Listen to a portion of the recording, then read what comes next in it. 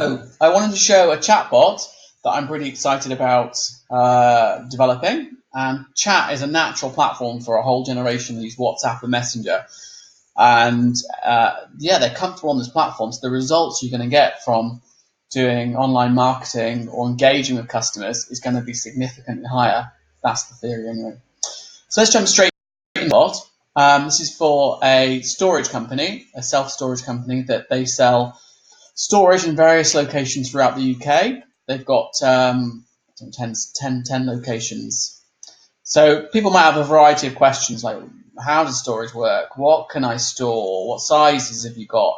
And we want to provide answers in the chatbot for those kind of things. We also want to give them a price so that they've got something to hang the services off. And we want to capture a lead during that process. So Messenger looks amazing on a mobile phone. But for the purposes of this bot, we're going to show the desktop version. I'm going to reset the bot, and it should deliver now the welcome message that somebody will receive. So yeah, we want to keep it friendly. We want to keep it straightforward. Give people options, but then give them the chance to type freely and interpret that if they want. So we've used emojis, we've used images, and we're directing people to the free pathways that we think people will get value out of this chatbot. One is to get a quote, a price.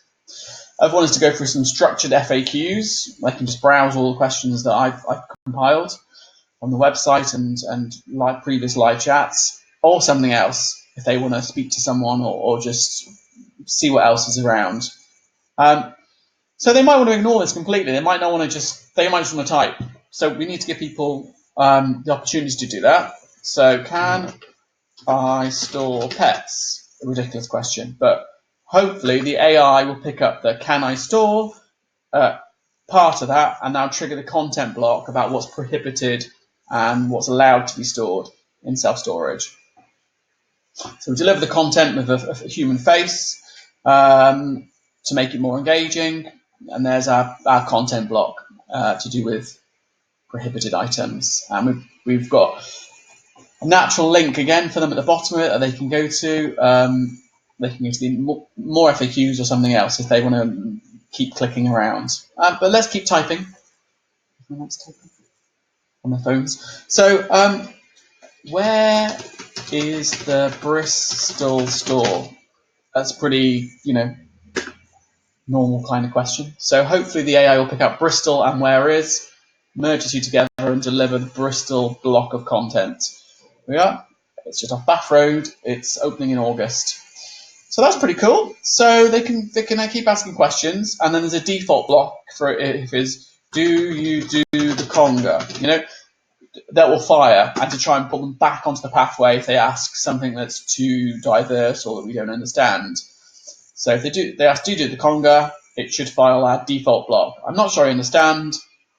Instant quote, ask the question, chat with a person. Let's get them onto a pathway. So say they want an instant quote. They can either tap that or they could type it in, give me a price or some variant of that, and then it should trigger the quoting mechanism. So this is like a pathway that will give somebody a price, and pretty cool. It will fire, and we're going to go through the locations and the sizes. Again, using emojis, cowboy, and arrows pointing down. So we're using here a kind of a carousel mechanism that's got the locations, a handy hint for a swipe for our 10 locations, and they can swipe through on their phone and they'll select Cardiff in this instance. And once they've selected Cardiff, then it's going to display the next block.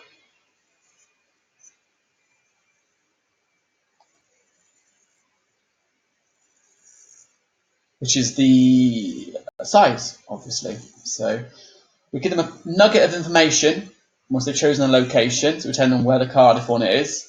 So as if it's a human interaction. When you're on the phone, you say, oh, the Cardiff store. I'm in Cardiff. It's the Cardiff one is off the Newport Road. So again, we're just doing that. We're making it more human-like. Then they're choosing a size. And again, we're using the carousel method, and we're displaying what a different sizes means in human terms.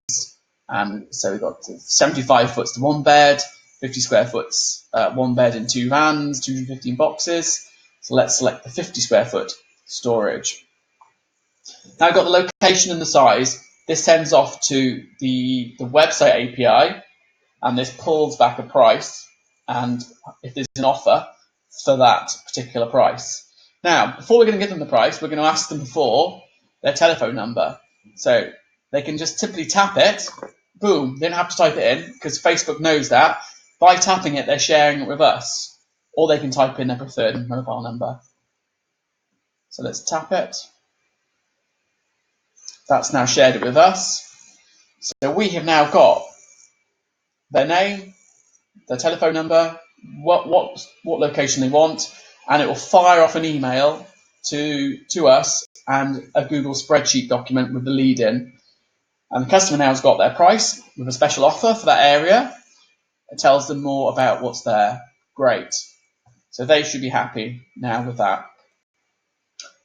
So yeah, they've got their price, and then we're going to give them some chances to exit and maybe leave them with something, So chat's quite fun when you're doing it with your friends, and in this case, we're going to fire them back a cute little dancing frog or something.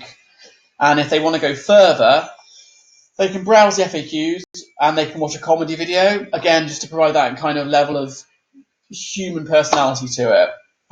So yeah, that's kind of how the chatbot works. And if they get confused at any stage, they can do the same process and just speak to somebody. And again, it will capture the lead and fire off an email to us, which we can follow up. So yeah, I mean, that's how the chatbot basically works. There's a couple more things in it. There's a nudge. I'm going to trigger it now. There's a 10-minute nudge if there's an inactivity for 10 minutes and they haven't done a quote. This nudge will kick in after 10 minutes, only if they haven't done a quote. So the nudge will just basically say, blah, blah, blah, blah, blah. Oh, of course, it's not going to fire. I've got to reset the bot because it'll only fire if we haven't got a lead. So if we have got a lead, it's not going to fire. We're not going to pester the hell out of this person. So there's a 10-minute nudge and a 24-hour nudge, and both of them are slightly different, but they're both just saying, have you got what you want? Did you manage to get all the information you want out of it? So let's just wait for the welcome message to come again, and I'm going to fire this 24-hour nudge. It's actually 23 hours it fires after, because Facebook's terms and conditions say you've got a 24-hour window to put offers and stuff to people. So let's do the 24-hour nudge, 23-hour. So now we want to use another kind of hook to keep them engaged. And let's have a look. So again, natural typing. And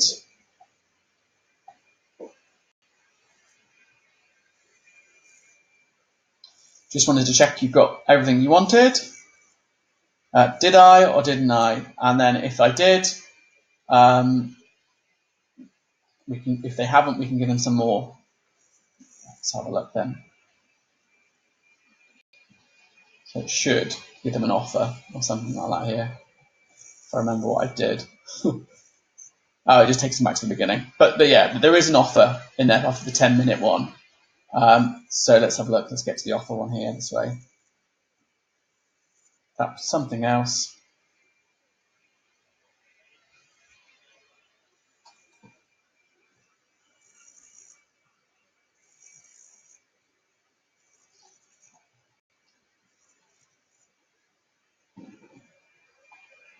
And let's see if we can help them another way.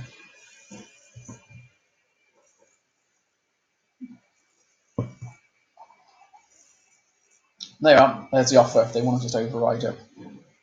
So yeah, that's a chatbot in action, and you can see how it engages people on the platform they're comfortable with, mobile messaging, and we give them information that they want in a way that they want it, either by typing or browsing within the chatbot, and we in return get a lead out of it.